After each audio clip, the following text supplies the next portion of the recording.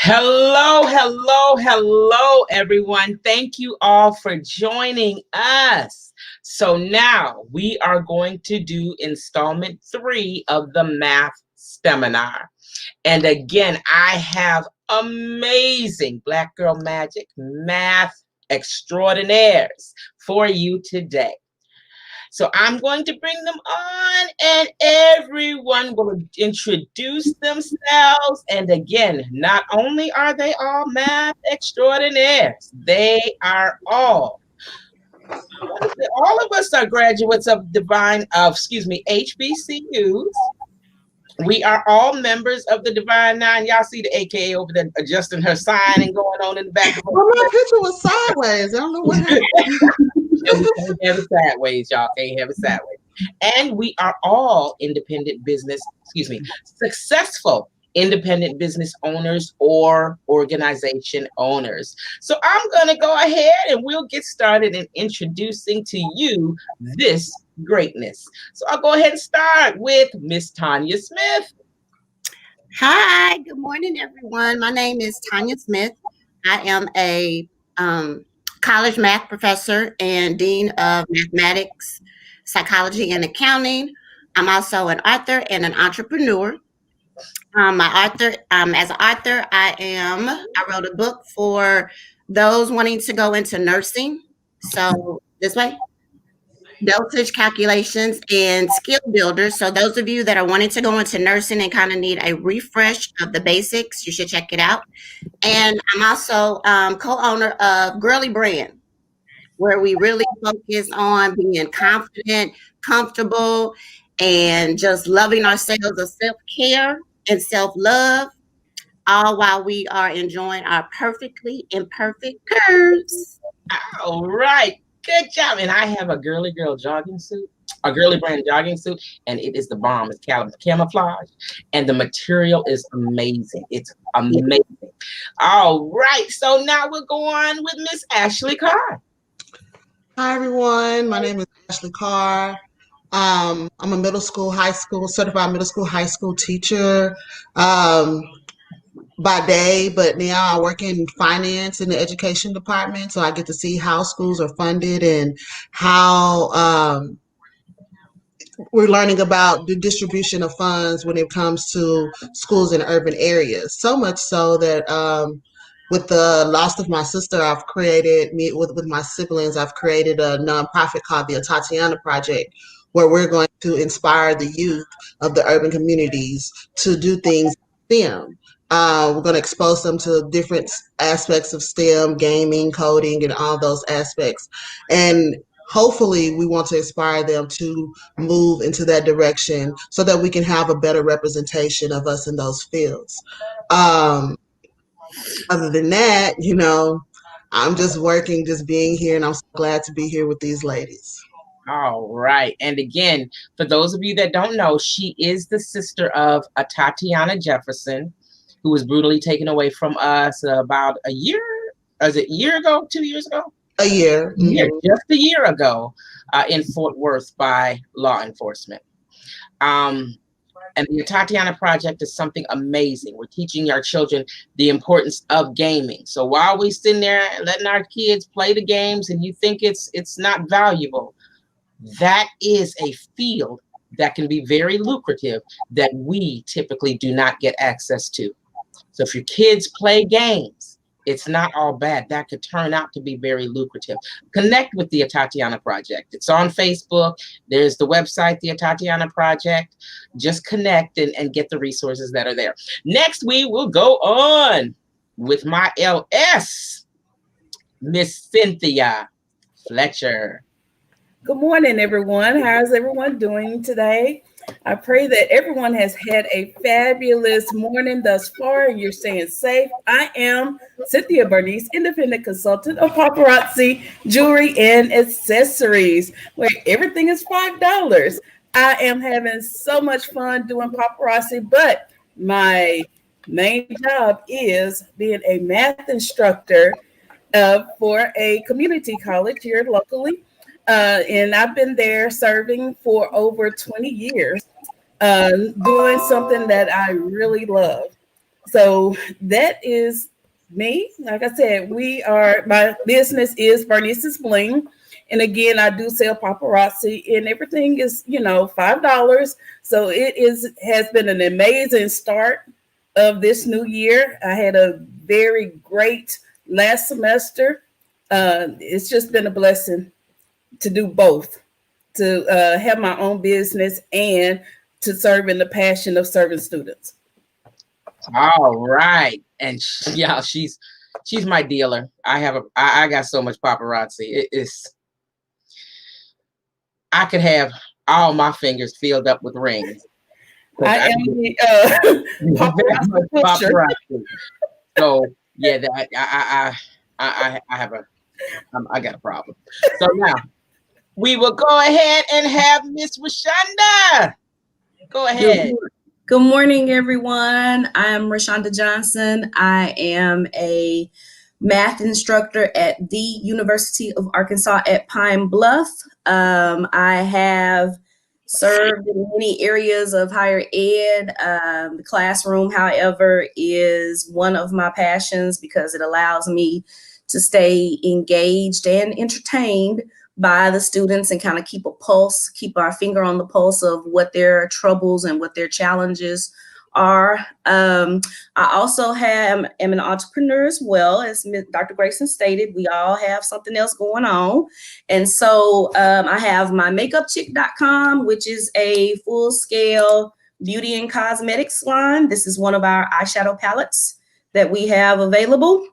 And I actually have another business as well I recently started, which was waist beads. Waist beads are a centuries-old tradition for African-American women in terms of gauging fluctuations in their weight, gauging how far along they are in their pregnancies, gauging abnormalities in the abdomen areas.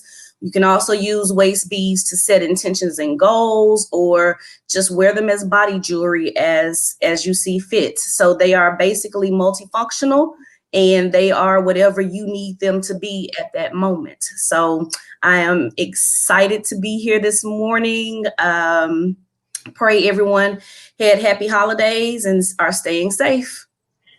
All right. So now, like I said, we are all graduates from HBCUs. I know 4 of us are from University of Arkansas at Pine Bluff. We are Golden Lions. And then Miss Ashley. Texas Southern University. All right. Yes. All HBCU grads and all members of the Divine Nine. 2 of us Zetas, 2 of us Deltas, and 1 AKA. Rep your sets, rep your sets. All right, that is. Oh, that's a pretty picture right there. Now, let's see here. Talked about our businesses, everything. Let's go into math. So I have 3 collegiate instructors, 1 high school, and I'm an at-home mom instructor. What trends are we seeing now? And let's talk about previous trends. We've talked about our children learning the language, not having support at home, choosing wrong classes. And we're going to go over that because we have a surprise for you. What other trends have you all noticed within the math arena? I think right now, with us being virtual teaching and learning, one of the main trends is not having enough resources for our children at home. And I also I follow a lot on Instagram. There are a lot of mobile virtual tutoring, Black tutoring available that I'm not sure a lot of us know about. Mm-hmm. And so I kind of follow them and kind of watch them, on different things that they are posting. And it would be, I haven't gone into detail about like the cost or anything, but just the fact of it being out there available for our students, especially with us virtual learning. We don't know how long this is going to last, but I just see this as a great benefit and a tool to assist our students, because we all know math is one of the most difficult subjects for our children. It is. What up? Go ahead. What I was thinking, I'm kind of with Tanya. I also tutor. So I tutor kids from ages third grade till college type situation. But I've received about 4 kids since the beginning of this year, and they're all in different ages of range. But that first semester is lost, like the concepts that they were supposed to learn at the beginning of Algebra 1, for instance, of solving for x, they don't know. So right now in January we are doing solving inequalities with variables on both sides, and they don't know what a variable is. So if I could, if I'm thinking, if I could have if we knew what we knew now, we should have used that COVID time to go over skills that the kids are low on, instead of trying to push them through the year type situation, because there's going to be a gap in their knowledge of what they know, and basically that's what a lot of the teachers are complaining about right now, that they're focusing on more more of first semester's objectives versus what they need to do now. So they regressed over this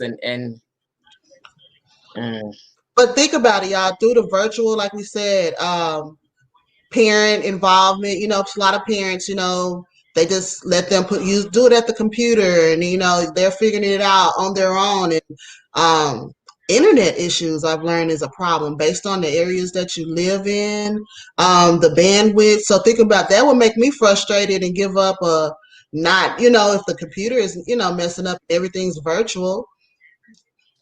I can attest to that.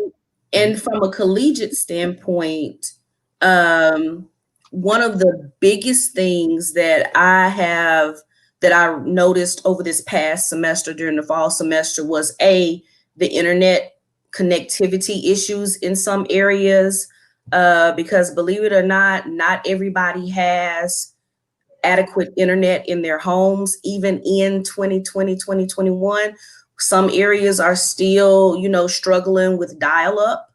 One of the other challenges that I realized and noticed from last semester was having to share that bandwidth with other siblings who may have been in school, or, whether it was another college student or K through 12, and then parents working from home as well. So again, having to share that bandwidth with someone.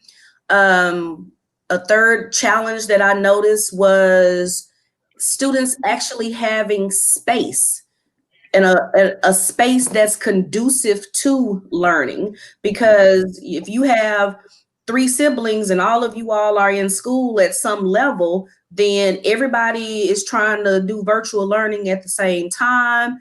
And some college students actually did not have a space where they could actually tune in to a Zoom or tune into class sessions, and had to wait and catch the replay of my classes after everybody else was gone to bed. The last issue, or I don't want to call it an issue, but a challenge. The last challenge that I encountered quite a bit, actually it's 2 more. The fourth one was students having to go out and find jobs to help support the household, because some parents still were not working, and folks playing around with the stimulus checks and the unemployment and all of that. And so our college students had to go out and actually get jobs to help support the household as well. And that one kind of impeded on their time management. And that was a huge challenge as well, and a very big challenge for my college students was managing their time and realizing that, okay, you're still enrolled in school. You may not be physically in a classroom, but you're still enrolled in classes, and having to juggle and negotiate their time without someone physically, telling them, hey, it's time to come to class, all this and all that. So those were some of the challenges that I noticed from a collegiate level, in my institution.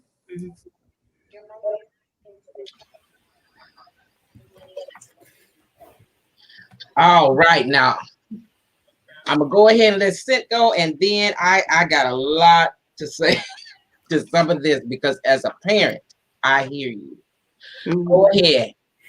Okay, just to piggyback on some of the points that everyone else has stated with the internet issues, I'm gonna start with student involvement.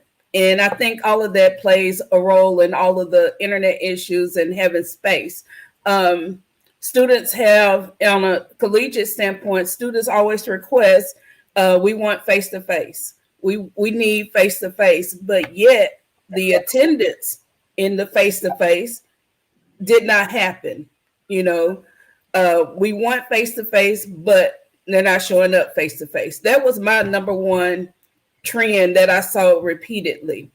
Even, when we go live, Zoom live during the class, not being there. There's not a presence. So let's start there.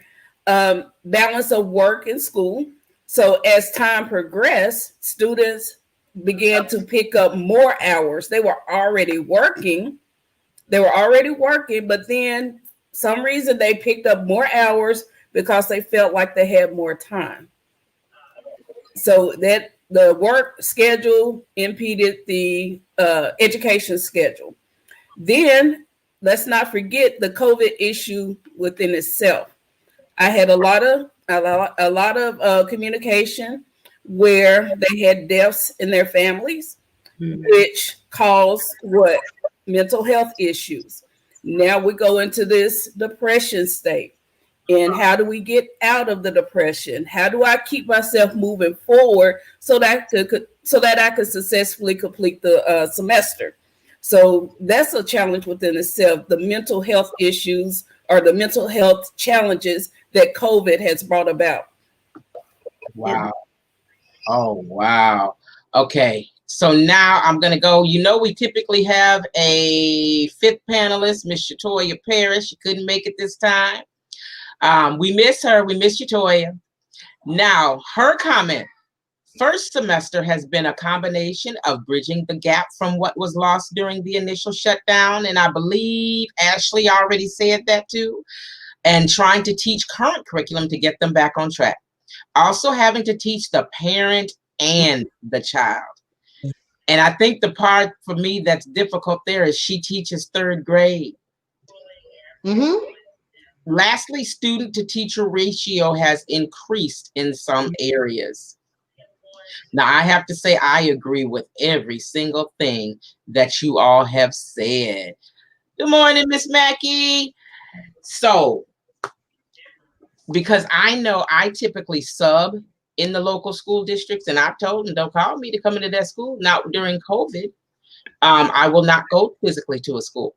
Now, if you want me to teach them online, I got you. But I know I will not teach, and I know here in this area, in Dallas, and the suburbs, they were struggling looking for substitutes. Additionally, let's go back to the lost learning. As a parent, I have to be the advocate there. Over the break, Blade didn't do as much work as I would have liked to have him to have done.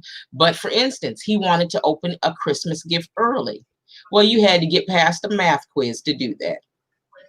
And then we worked on the multiplication over the break, and he got in a little trouble, and that caused him to have to write paragraphs to explain why he shouldn't have done what he did. And I needed proper grammar and so forth. But because the English, the more I work with this, I see the connection between the English and the math.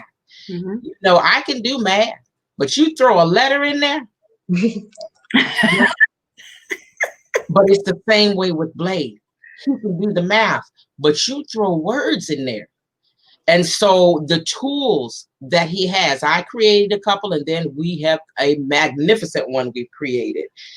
The internet issues, it is compounded with the fact that when we work from home now, we are eating up that bandwidth. It's not just in our household. It's for that entire internet provider. They're running slow because we got to work on from home, use multiple systems, use a way to use the phones online. And yes, bandwidth is a struggle nationwide. And then, yes, the mental health issues. It is causing some unique breakdowns in my house as well. The frustration, the anguish, it's a meltdown when his classes don't work online correctly. That's frustrating for the child. Then I'm typing to the teacher. It's not working. He's missing it. It's not working. And for some reason, the teacher can't see it. And then I get no response. Then who else gets frustrated? Mm-hmm. And then his tutoring. Tutoring isn't a live person. So I'm steady telling this robotic system, hey, it's not working. And of course, I get a same canned response that doesn't even apply. So that makes it a bit more frustration, to the point we both want to just throw the iPad and be done. So how, in you all's opinion, and even Anna Mackey is stating substitute sorting is indeed, it's a huge issue in Plano. And I have to say, as a sub, and they're telling us they're sanitizing these schools and blah, blah, blah. I know good and well when you got a full campus and that you've got maybe 2 cleaning people and both of them are eligible for AARP. No. And I don't mean, but I'm gonna just be honest, as we mature in life, we can't do as much. And so I'm just gonna, that sanitization, I think, is being used unscrupulously and with a broad definition. Yeah. And so no, and as somebody is high risk like myself, I can't go in there and risk that while I love those students, but I got an 8-year-old at home I gotta live for. Mm-hmm. And so I agree with everything that you all have said. Now I'm gonna ask, how are y'all, and I'm gonna back up here for just a minute. How are y'all doing? How are y'all's mental health? How are you hanging in there? How do you all keep going every day? Because you're multitasking. Yeah. Some of us have children, grown or almost grown or in college, whatever. You still a mama. Some of us are dealing with a lot of things. We just got past the 1-year anniversary of Tay's passing, and Tatiana's passing. How are you doing? I have good days and I have bad days. As we approach, our classes start January 11th, which is Monday. And all of our students are, for the first part of the semester, the university has said that everybody will be online. And yet we get this notification that they want faculty on campus. And I struggle with that because, Pine Bluff is a hot spot right now. It's really hot in a lot of ways. And I don't trust that buildings have been sanitized the way they need to be sanitized. And it has to be more than just a one-time thing. It has to be an ongoing thing. It's something that has to be every day, every couple of hours. You need to be going in, cleaning, sanitizing, making sure that spaces are what they need to be to protect people's health.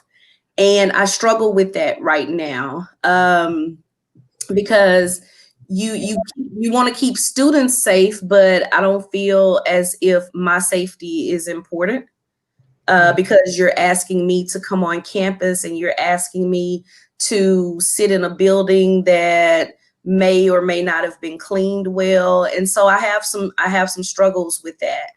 Last semester, throughout this whole pandemic thing, throughout all of it, my solace has been taken to the pavement and walking and doing 5Ks and that kind of stuff and just kind of working on my fitness.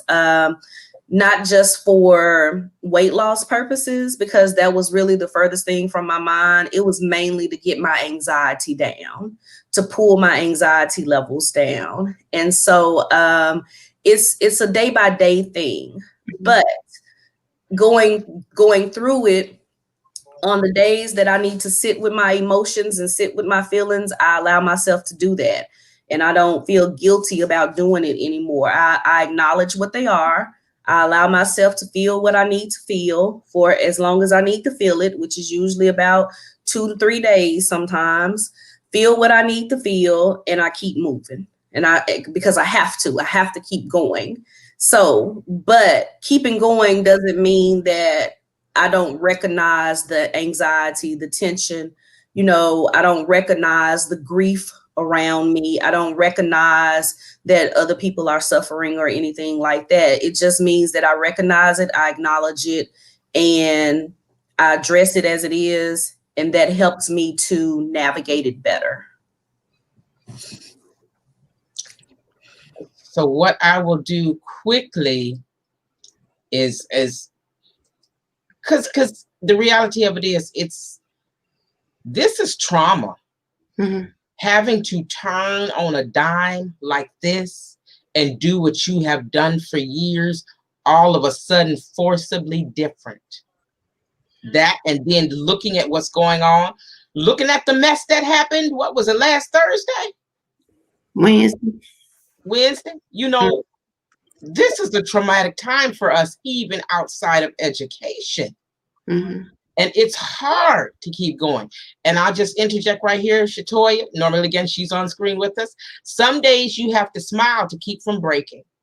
Mentally, it is draining, but I feel I have to do it for my students. I have to be on campus, but I am still remote teaching 40 plus students alone. Daily self-care has been added to my routine. And see, for somebody like I'm not good at the self-care. And I used to, Blade went to Shatoya School, and I know that her students are very lively and they need a lot of redirection and so forth in class. I can only imagine what's going on these cameras. Mm-hmm. How are you handling it, Cint? Well, it's all about a balance between work and school. So as someone mentioned earlier, just trying to find stress relievers, such as walking and working out. Those are really stress relievers to help, relieve some stress, in all honesty. My business is a stress reliever. So a lot of times when I'm feeling like I don't feel like doing anything, let me go live real quick and interact with people. So for me, being home by myself and no one else is around, then I'm isolated as well. I can only imagine what my students are feeling. So, that interaction has to occur. I have a spiritual balance. So along with that, when our church opened back up, yes, we are social distancing. I'm there. Everyone has their opinions, but the way it's set up, I feel safe in going back to church. So having that spiritual balance, it works for me. Creating space, knowing when I'm at work, now I realize the value in leaving work. Meaning when I go to the office, knowing that we're in this COVID situation, normally I'm in the office from 8 until 5 p.m. every day. On Fridays too. I'll be the only one up there. Now, I teach my class, do my office hours, and I exit the building. Because I don't want, and I realize the value in there's always tomorrow. Mm-hmm. Okay. Do I have to answer that email the second that I get the email? No, I put in my syllabus, I have 24 hours to reply to your email, and I have 24 to 48 hours on the weekends. So I make myself turn off. at different times in the day. That's just something, and that's new for me. Those that know and have worked with me, y'all know that I'm there. I'm doing any and everything for my students. This is so new for her. She still fights with it, and she still. Okay, should I answer this now? No. Should I answer this? No. So it is it's still a fight. I still want to stay, but I've learned to let it go and come back to it. So that's a personal development for me. So COVID, it has taught me a lot about myself. So I think the COVID situation that we're in now was about self-development and becoming knowledgeable of yourself and what you like and what you don't like. Now, if I don't like something, I'll say, I don't like that. If I don't want to do it, I don't want to do it. Where usually I'm yes. Now, no, it's okay. All right. I think that's excellent. I like that. That you, because I don't have it, the work-life, home-life balance. And so COVID kind of forced that on you. I like that. I think that is an excellent development and growth. Mm-hmm. Now, go ahead, Miss Ashley. How am I? I'm like Miss Rashonda, she like hit all the spots for me. I was like, was she talking to me? You know, I co-signed her on that. But yes, my mental health is real, guys. Mental health is real. So much so that becomes a bill for me. Like if I pay my light bill, my water bill, my rent, I can pay for a therapist every month. You have to put yourself first. And that's something that is hard for a lot of Black women. It is hard for us to put us first. A lot of us are a lot of givers, you know, we just like to give. But if your cup is empty, you can't keep giving type situation. So I'm trying to fill my cup up, you know, and so that I can, when we launch the Tatiana Project, I'll be able to give with abundance without a problem. But that I have learned going into 2021, I've learned I will be not absorbing, but observing with everything in life. Like I'm not going to absorb people's problems. I'm not going to absorb other situations. But I will observe and, I will, give advice if that is need be. But I'm learning that I can't bring all that on me, because I have a lot that I want to accomplish and I want to do. And when you bring other people's stuff on you, that holds you down from doing what you want. So this was definitely a lesson learned, a year of growth. And I do believe with her, I have a friend, y'all, that she walked every day since she went virtual. She's a teacher. She said, every day I walked. And she lost 50 pounds from March to December. And basically she was saying like what y'all are saying, she was just walking because she just wanted to get that stress off. She said, I just walked for an hour after I closed that computer. I got up and went walking.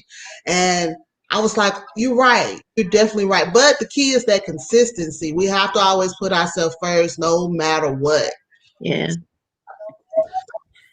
Yeah. Tanya?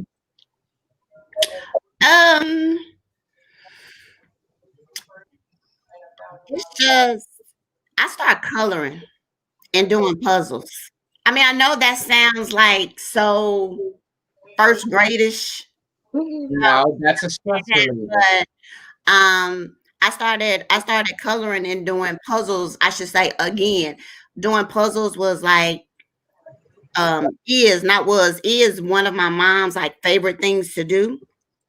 And so just to find ways of being connected back to family, because my family's not where I am. So I started doing puzzles and I started coloring. And my coloring there's a lot of African American coloring books and they were of women.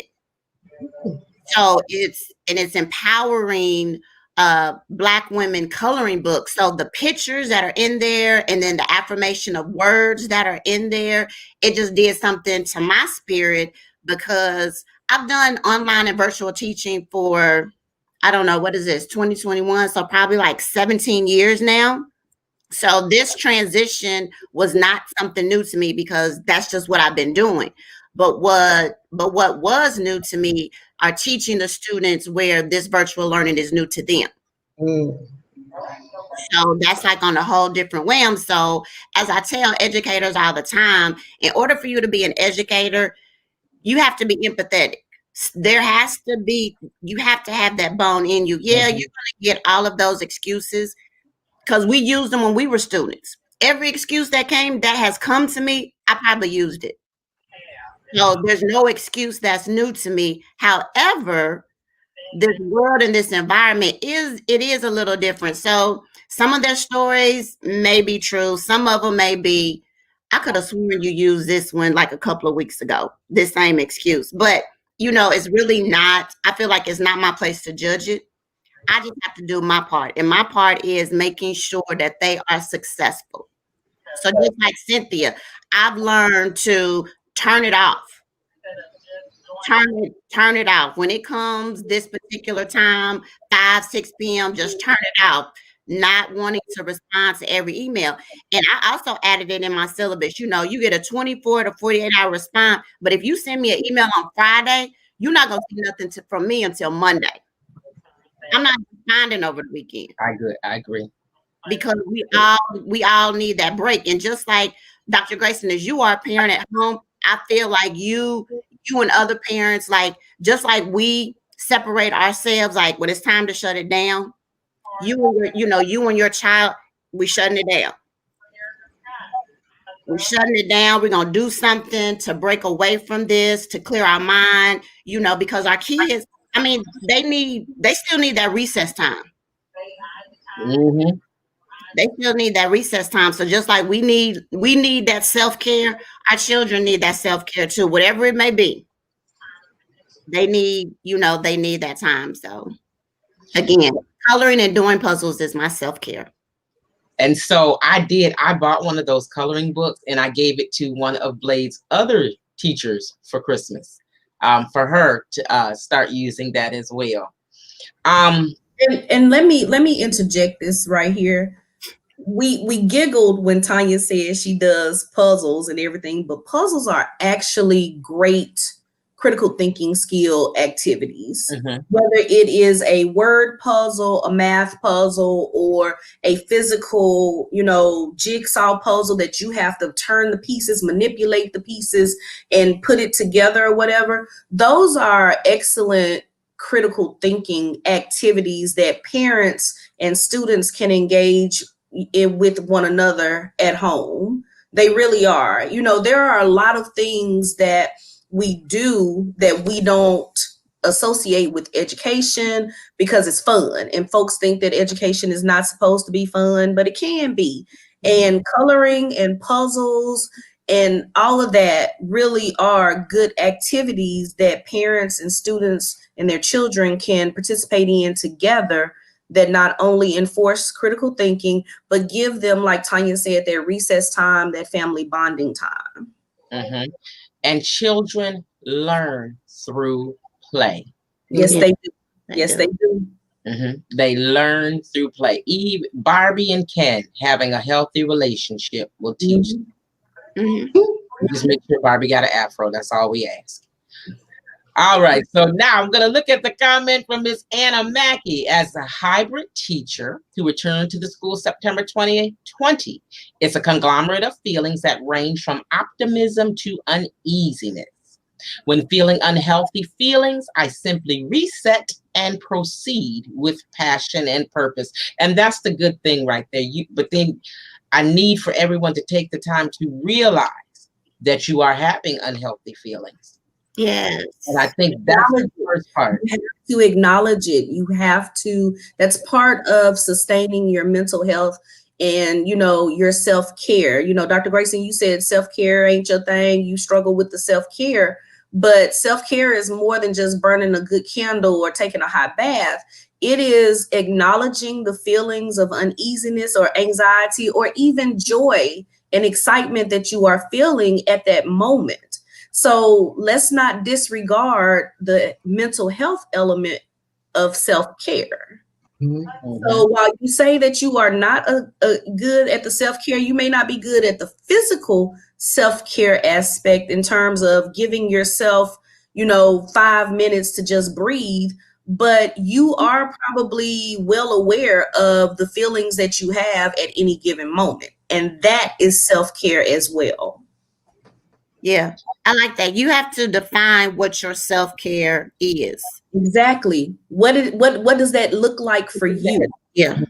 I mean, and just like Dr. Grace, you say like you're not good at doing self-care, and you're probably good, but in your mind, you're probably thinking that that's not a self-care definition. I mean, self-care could be watching your favorite movie, like, just having some downtime. I'm just sitting here gazing out the window, drinking me a glass of wine. Like, you just have, we all have to be able to define what our self-care is, and not just us, but we also need to be able to define what our self-care is for our child.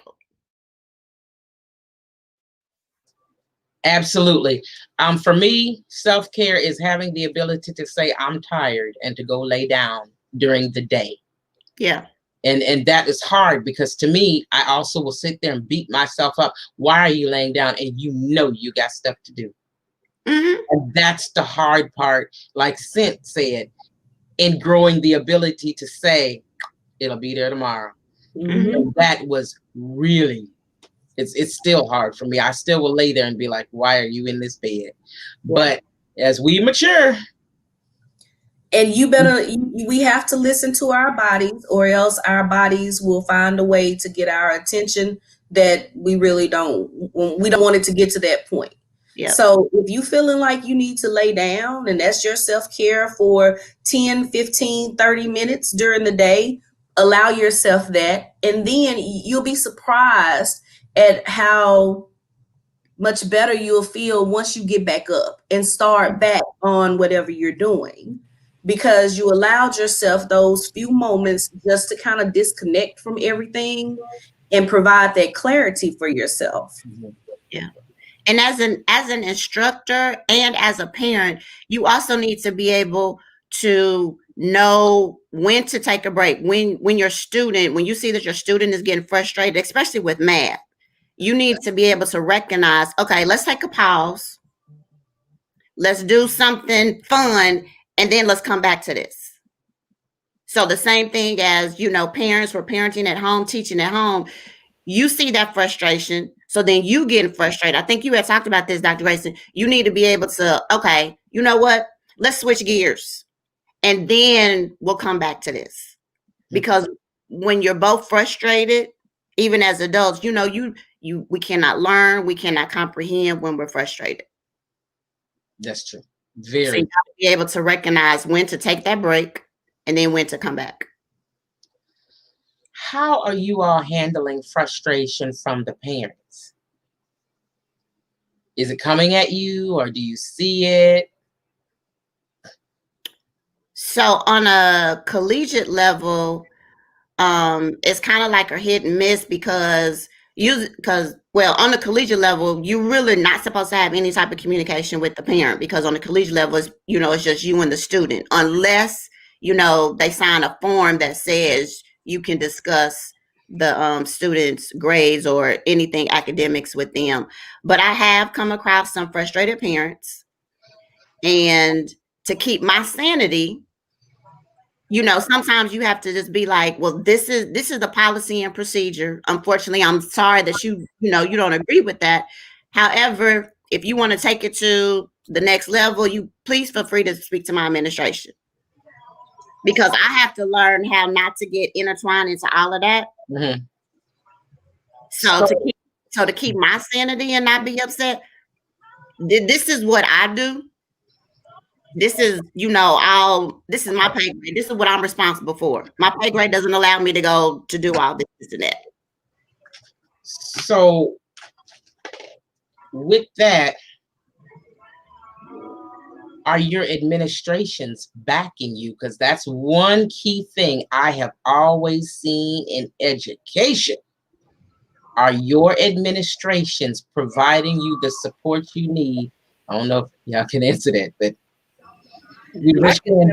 I could answer that. I could honestly say that I have a great department. We all work. I have a great leader, department chair. She makes sure that her faculty is taken care of. If we have an issue, she goes to the administrators for us. She is, I mean, she is awesome. I can say my administrator supports us. Good. But a lot of times, you know, the challenge comes from it's just poor planning on the student's part. It's poor planning, and now they want their priority to be your priority, and unfortunately, it doesn't work like that. So, okay. So in my case, because I'm at the collegiate level as like Cynthia and Tanya as well, the difference is they're at community college levels and I'm at a 4-year college level. So I probably have a few more 18 typical traditional age college students.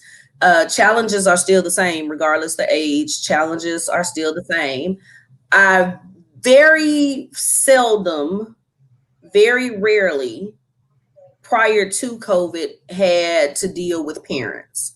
The onset of COVID increased slightly my contact with parents. And my first thing that I always stand on is that by federal law, I cannot discuss any aspect of your child's educational progress, attendance, or anything like that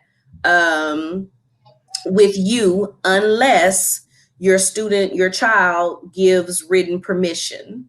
And that is a federal law. It is federal law that on the collegiate level, we cannot discuss what's going on with their student in the classroom, their attendance. No aspect of their college life can be discussed with the parent unless the student has provided documentation saying that it's okay. That usually pulls a lot of parents back because the kid hadn't given the student has not done the documentation. I try to be as empathetic and not lenient, but I do provide structure in my syllabus and everything. And because all of us have been doing this for so long, we're pretty good at spotting bull crap when we see it in terms of student excuses. You know, because there aren't a whole lot of excuses that we haven't seen over our 20 plus year tenures in these classrooms. So in the event that I do have to deal with a student, I let my students know up front, Ms. Johnson runs receipts because I keep every email, I keep every attendance, I keep every login report, I keep every piece of documentation a student sends me.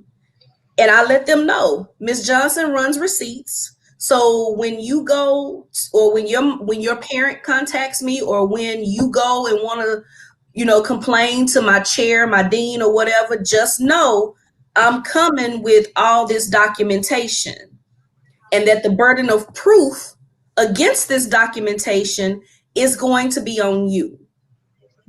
And that is where students typically fall to pieces right there because they don't have the substantial documentation to refute what I have. That's not a brag. That's just, you know, a fact. And it comes back to what Tanya said. It's poor planning and time management on their part 9 out of 10 times. It is poor planning on their part.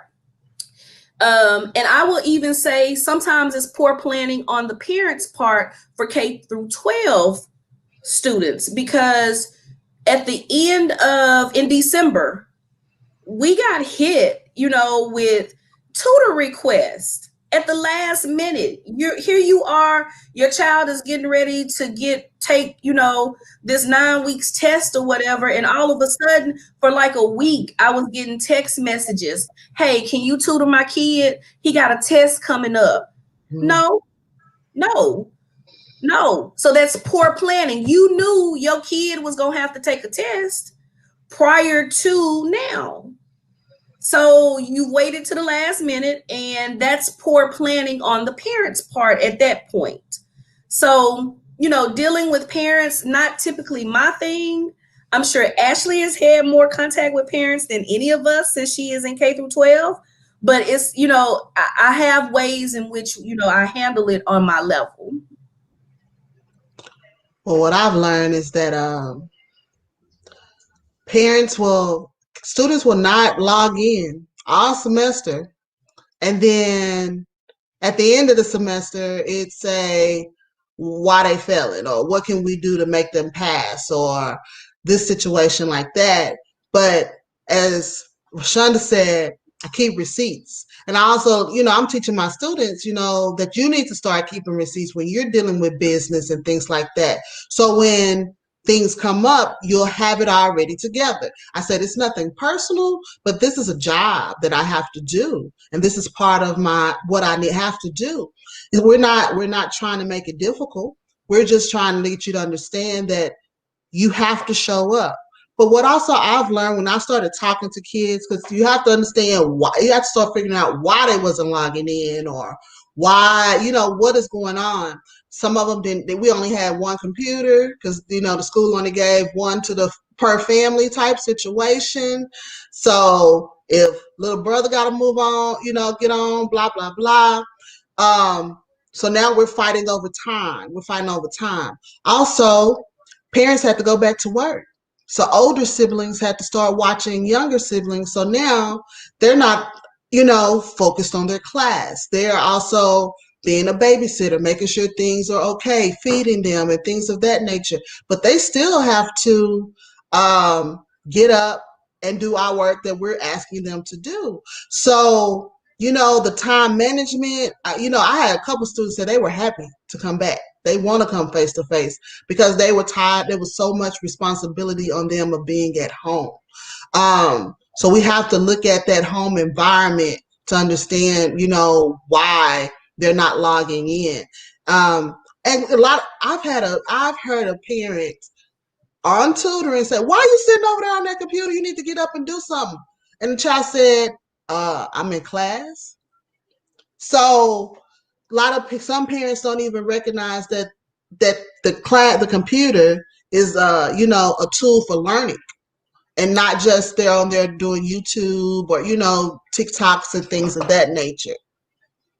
Oh wow.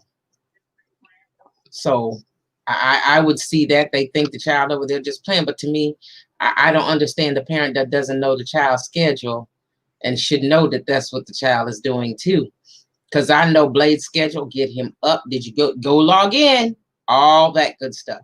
But that's parent involvement. You would be surprised. Yes, that's parent involvement. You would be surprised how disconnected parents are to their child's learning right now. And I understand that because I know before the advent of being able to work from home with my oldest child, there was one period I was taking the child to school late every day because I didn't realize I was off on the time school started. I was that disconnected, trusted the teachers to teach him. But fortunately, and people don't realize this work at home thing, it's got some value to it. Most Blades teachers typically hate to see me comment because I'm so involved. But that's my child. They're just going to deal with that. So now, as a middle school teacher, the tone could be abrasive. I acknowledge their concern, but I don't take it personally. Now, did y'all see that post that circulated the internet of the parent ripping the teacher? Whoa. And I guess the teacher had called the child's father a few times to say there was an issue. The mom got mad talking about she didn't want her calling her husband. Okay, that one. You talking about that one. Okay, yeah. Okay. I did see that one. I did see that one, and I was like, is she serious? Is this what her concern is? You concerned about something like that? It not only that, but before she even called the father or the husband, She made numerous attempts to call the mother. The mother, yeah. Numerous attempts.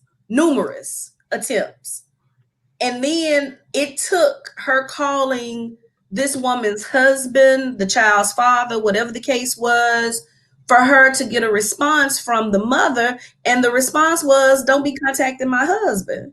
When I read that, I was like, is this really what she concerned on right here? This what she concerned on? Oh, okay. And that teacher handled it with grace, because boy, she really wanted to keep her job, I guess. She did. That was a good example. A wonderful. And then she directed her to administration. So I think it's imperative, like you all said you do, to keep those receipts. Mm-hmm. And then when she go to administration, I'd have hit her with all of it. Because that is amazing. And I know that is what a lot of educators really do entertain. To me, the teaching profession is not as valued or respected as it used to be. Mm-hmm. And the reality of it is, and this is why I love you all so much. You all have what it takes to go out there and be engineers, doctors, something else that would bring in 6 figures with your level of understanding with numbers, which is a struggle for most of us. But you choose to stay here and give your gifts back to our children. And I want you to know I appreciate you. I told y'all I appreciate y'all for coming on. This is our 3rd webinar. We are getting ready to go over our gifting to the community. And I just thought of some things. We're going to add a couple things to it, because you remember you all helped me with some tools that I use for Blade. You remember you all helped me do those math tools. I want to go back and add those to the book, and I'll get the completed books back out to y'all today. But you all, the skill level that is here, to which we all have access through these webinars, it's amazing. And I hope that everybody that's watching, you can appreciate what we have access to through these amazing math educators. We have a book, y'all. Yay! It is the Math STEMinar Tools book. Let me go ahead and try to make that bigger. Is there a way I can make this bigger? Probably not. If I could just, let's see. Does that make it easier to see? Y'all tell me, is that? Yeah, that's much better. All right, so you see we have the Black Women in Math STEMinar resource booklet. Now, we're going to go over this booklet. It's going to take a few minutes and go over this, and then so you all can see. And it's at this time, through technology, free to anyone that wants it. So we're going to quickly go over this and run over what you all will have access to. Amazing resources for parents and students, mathematical academic careers. There's guidance to course selection, career opportunities, math terms that we should familiarize our children every day. You can send an email right here. If you need one later, I'll get that to you. But let's go over this first page, and I'm going to let the authors do that. We've got the Math STEMinar tools.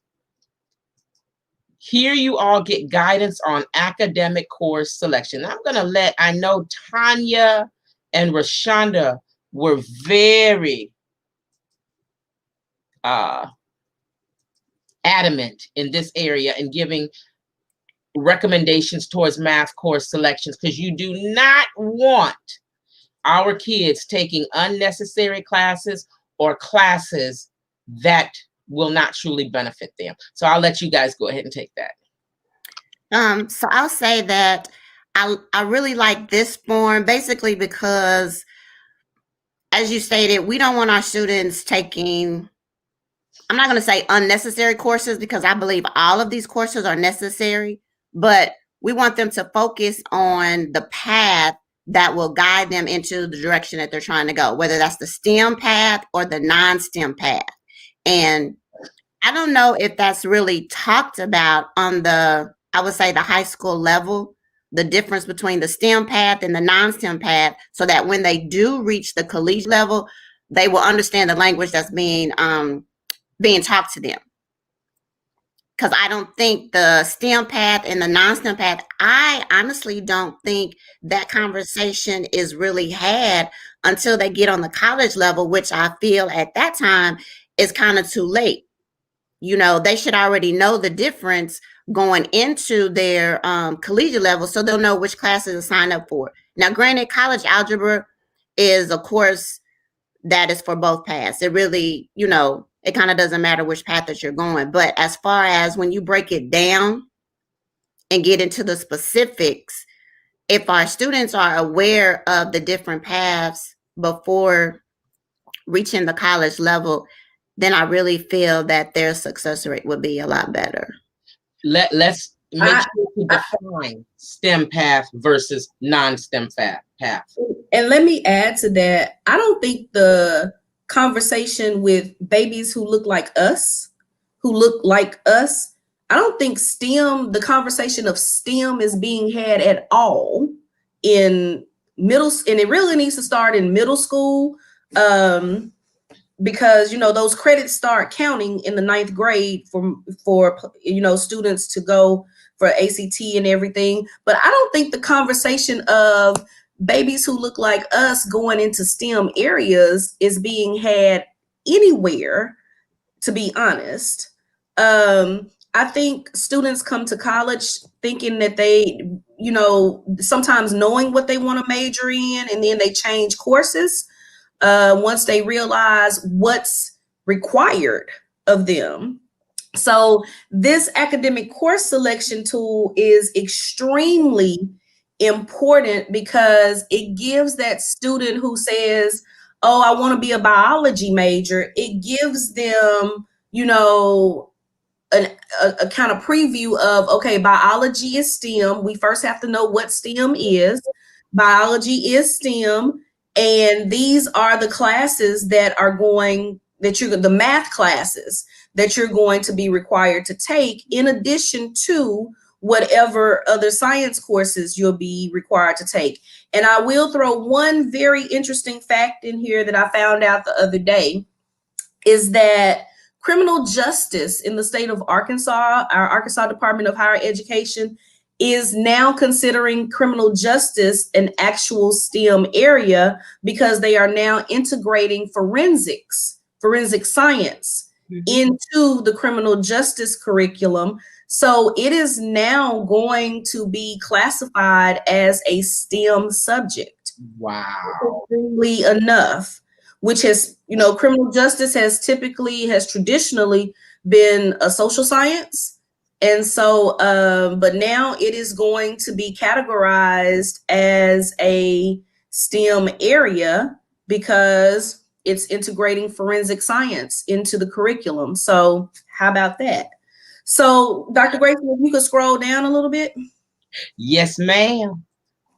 So in discussing with your student or your child, or someone you're mentoring, what STEM is and what's required of STEM majors, we also felt that it was important to put in some areas that are, you know, STEM careers.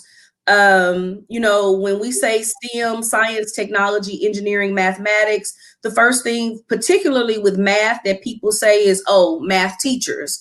But math is, you know, so much more than just being a math teacher. There are so many other areas that, you know, math is incorporated and science is incorporated. Now technology is incorporated into every aspect of the industry. Whether you're an education major or a STEM major, there is a technological component everywhere.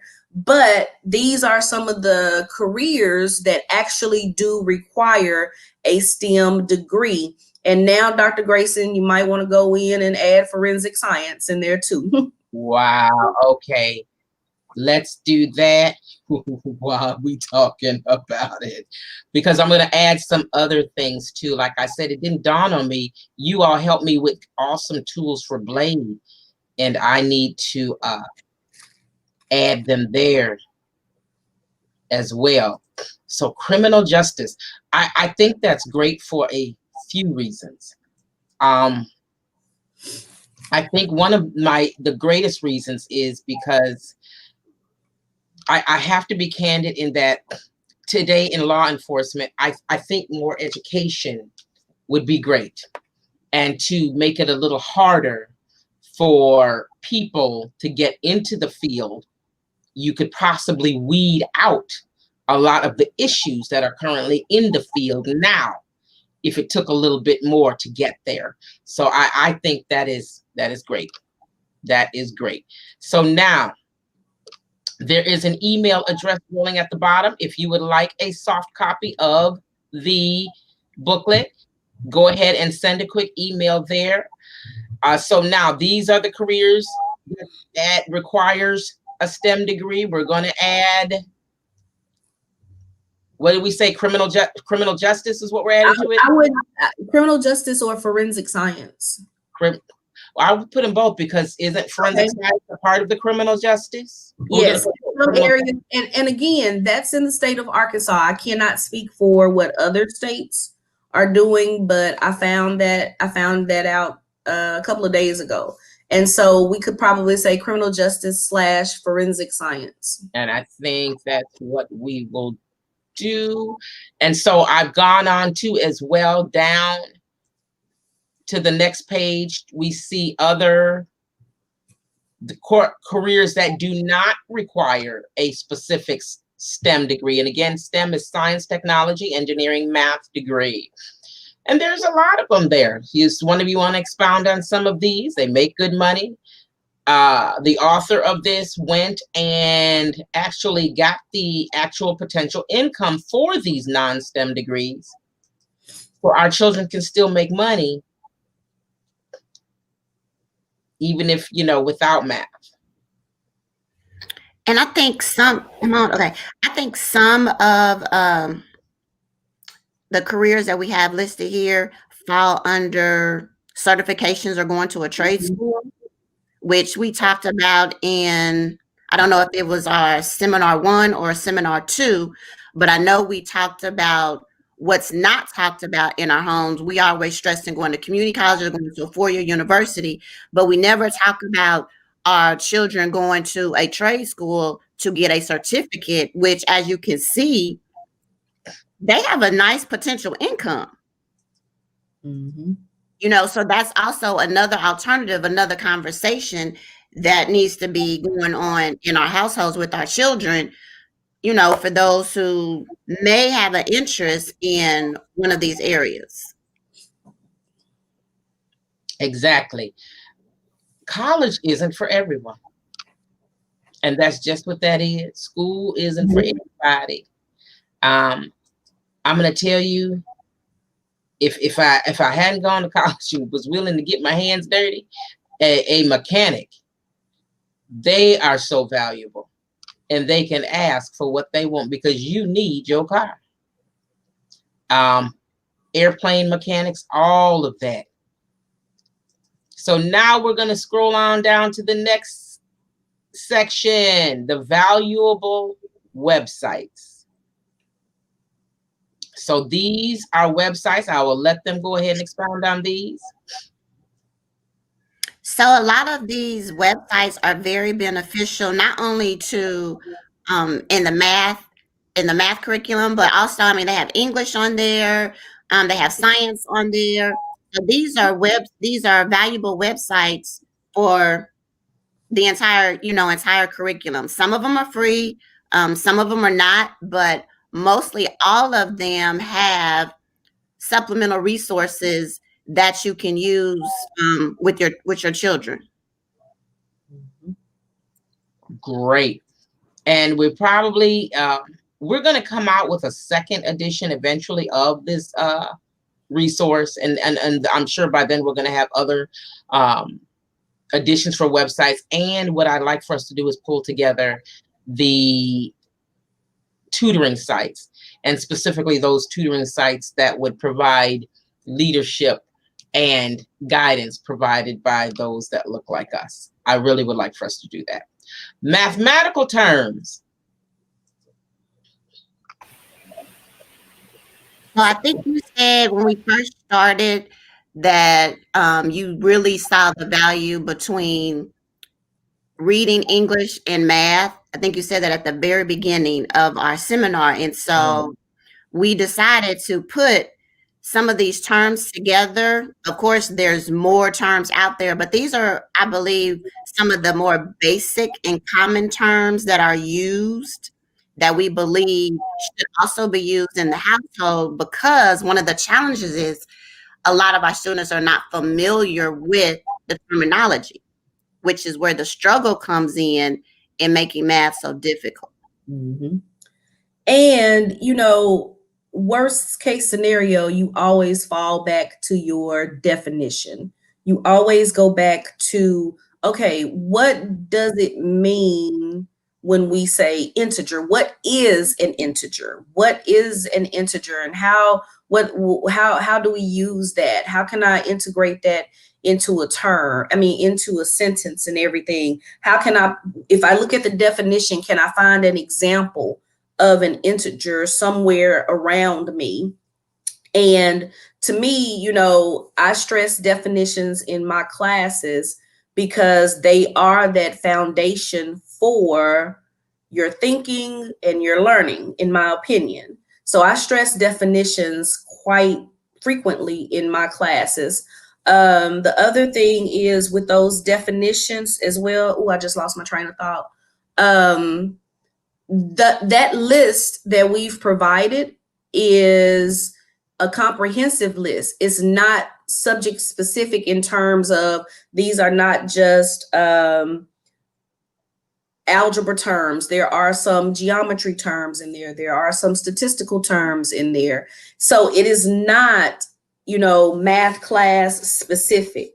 It is just, like we said, a glossary of terms and definitions to assist your student or your child with, you know, those foundation learning tools. And as I had shared with the team, that last night I pulled out this book to use with my child, because in his math tutoring, the question was, what is a whole number? We looked up what a whole number was. Then we saw the term integer. So then, of course, we jumped on over and we learned what integer was. This is where you have the greatest connection between English and math. And we need our children strong in both. Now, this, I would distinctly remember, this is the contribution from Ashley. And what I love about this is we get the definition, the word, the definition, and the mathematical operation to which it applies. Because one of the tools you all helped me with Blade was he looked at key words. So if the word sum is in there, he knows that sum means to add.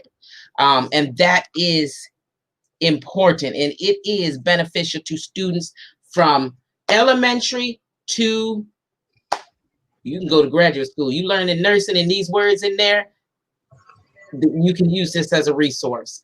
So I'll go ahead and let Ashley expound on this one.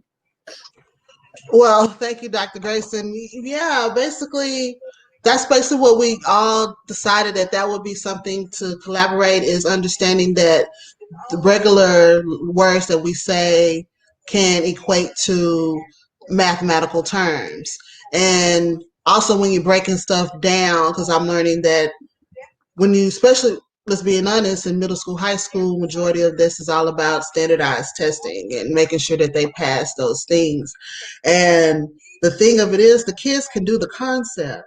It's that when they throw the word question at them.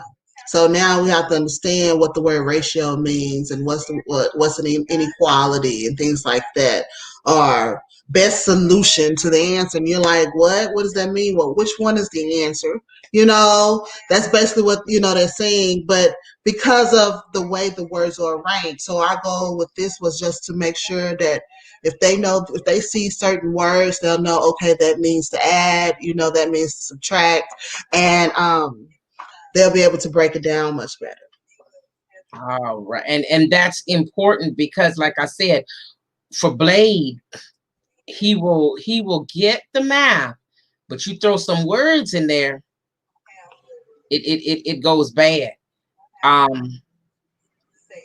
So this, we helped him, and I'm going to say I teach English as a second language to students in China, and I see what they do to get these students to understand English. When they have them read for understanding and comprehension, to read for certain information, they make them look for keywords. So when I need him to figure out what the operation is, I get him to look for those keywords. And I'm trying to find one of those, but you see, this is a list here. This book is about, well, 20 pages. Well, it's going to be a little longer now because we're going to add some more to it. But that is that. And then at the end, we have a basic conversion chart. And this is important. Why? This is probably in my opinion, one of the most important pages in the book because, like Ashley was saying, our students struggle with the word problems. And a lot of times a word problem is asking you to make some type of conversion. And so we need to know that how to convert from one unit of measurement to another. And not only that, but you'd be surprised at how many people don't realize that what we use in the United States as a unit of measurement is not what other people use around the world. We are one of the few countries that still use the American or, the traditional foot, pound, and everything. Most countries use the metric system.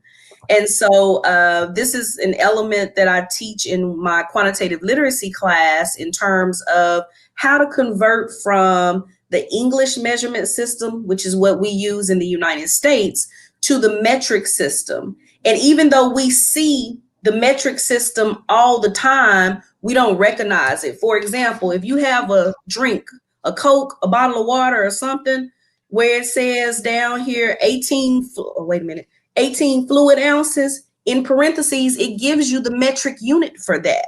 So we see the metric system all the time, but people don't realize what it is. And so this table, for me, like I said, was one of the most beneficial tables because it gives you basic conversions. I think there's a conversion on there, I'm almost certain of it, to do temperature from Fahrenheit and Celsius, where we in the United States, we measure our temperature in Fahrenheit. Other countries use Celsius. And so there's benefit to this chart in so many ways. So to me, like I said, this was one of the most beneficial things that we put in there. All right. That temperature formula conversion chart. Go ahead, Ashley. I'm sorry. I wanted to add something to what Miss Rashonda was saying. I totally agree. Just this week, someone called me who was doing a test for a customer service job, virtual, right? Mm.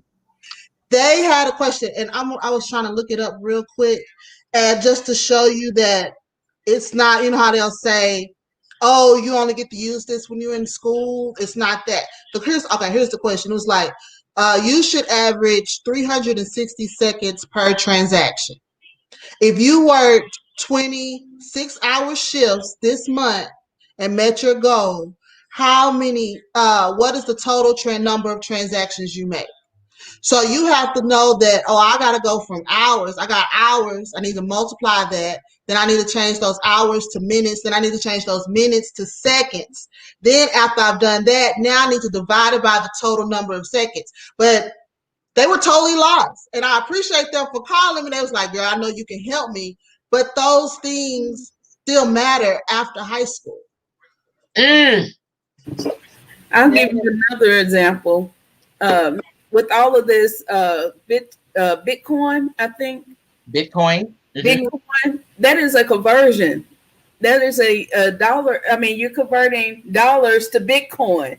There is a conversion there. Likewise, when you go to these, I'm gonna call them offline boutiques. I'm gonna use Wish. If you notice, when you order something for Wish, it's always too small. Why? Because they're using centimeters. Mm-hmm. You need to be.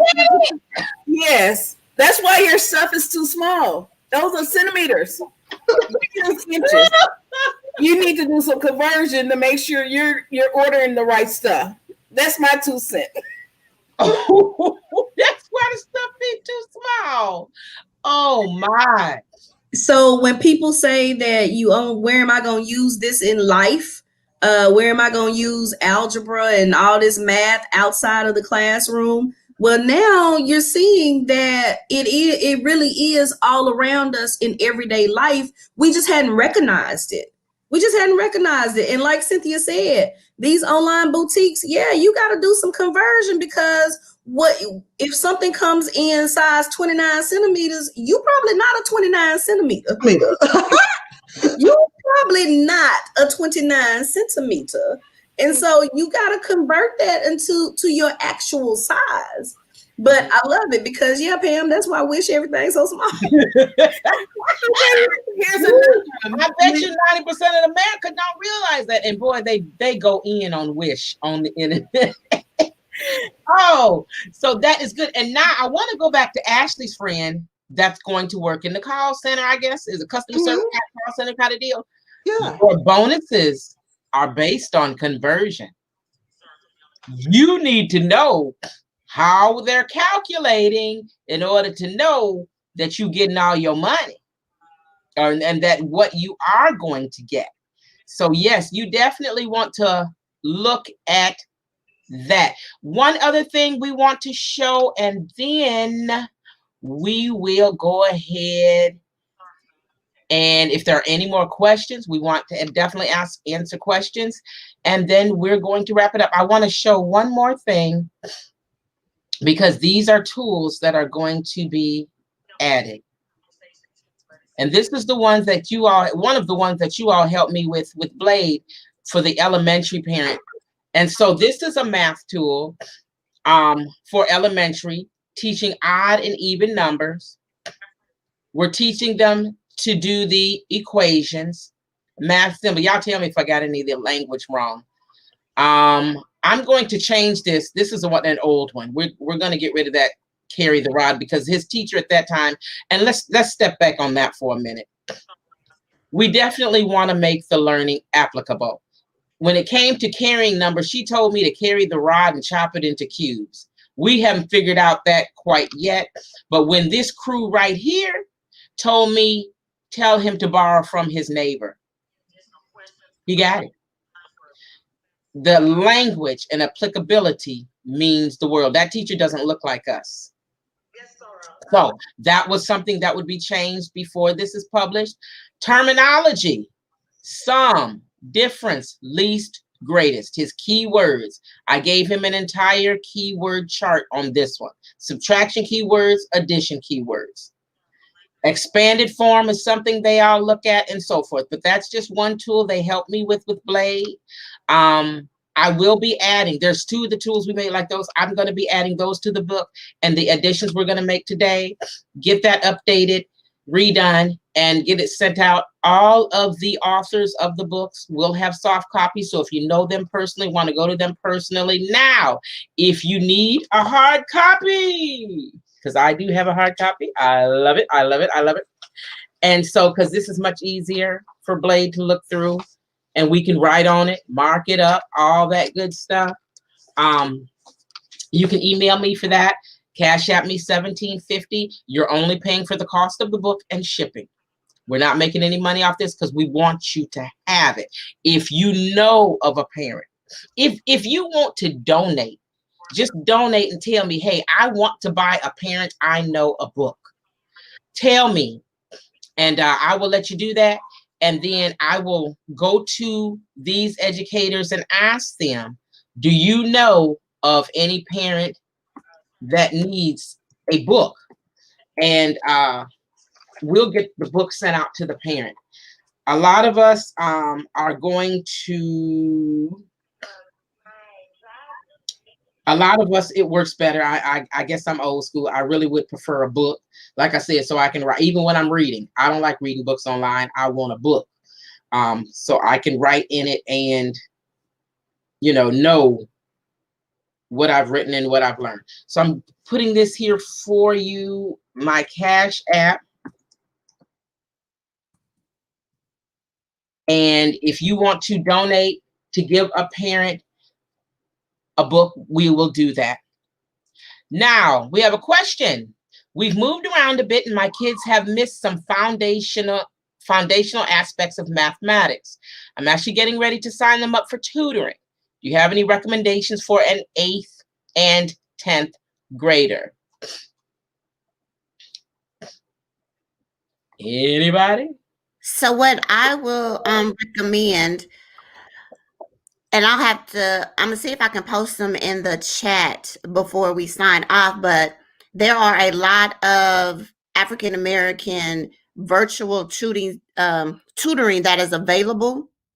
And they have a lot of them are located on Instagram, where you can follow them and then follow up with them to start setting up tutoring sessions for your children. But we also have the websites. I think it might have been page 3 of this math resource tool, page 3 or 4. It is. Give me just a minute. Let me scroll back to it. Because we got about 10 pages of definitions alone. Y'all should know everything about math after reading this book. I think it's towards page 4. And I'm going to put this back up here for you. But that was page 4 right there. Yeah, that's page 4. Latasha, if you could inbox me, I can send you the virtual math tutoring sites that are providing tutoring for the students that you're looking for, and I can give that to you. I don't have it off the top of my head, but if you inbox me, I can provide you that information. All right. And to me, again, any other questions? Anyone have any questions? Go ahead. Go ahead. I was just gonna say, well, if you can search those out as well, and also Ashley Carr does tutoring sessions virtually, so you can always check me out. I'm certified 7th through 12th grade. All right. What is your email, or how do they contact you, Ashley? They can just contact me through the project. Simple. Ashley at TatianaProject.org. Project.org. All right, Ashley at TatianaProject.org. Make sure I got that correctly. Is that correct? Make sure I spelled it. Mm-hmm. I got it. So please contact her for your tutoring, Tosha. And Ashley is amazing. You'll get somebody that will make it easy to learn and applicable for your students. All right. Any other questions? Oh, I see sites. Tanya's saying Black Tutors of Social Media. There's an entire site for them as well. All right. So we're at an hour and a half exactly. Good job. We took a little extra time today because we wanted you to go over our surprise for you, which is your very own math book. Now, I'm so proud of these ladies. The amount of talent that you have on this panel. And when this is not all, we're missing one today, but she did make her contributions in this book. You have it from elementary K through 16, 20, K through 20 even. You've got a dosages book you can look at. The book that we've got today that'll have all kinds of tools. And as far as for business support, paparazzi, $5 jewels that I wear all the time. I got a ring for every finger and every toe. I love it. Then I have done Beauty in Motion, the lipstick, the makeup, and I do have on the waist beads, but I'm bloated today. Y'all don't want to see that today. And then the Tatiana Project. I believe in this project. I support it wholeheartedly. I'm also a board member. We're coming up to do some things. What we want you all to know is when we have a loved one pass, I'm going to be transparent here for a minute. Black people, we don't ever have it together.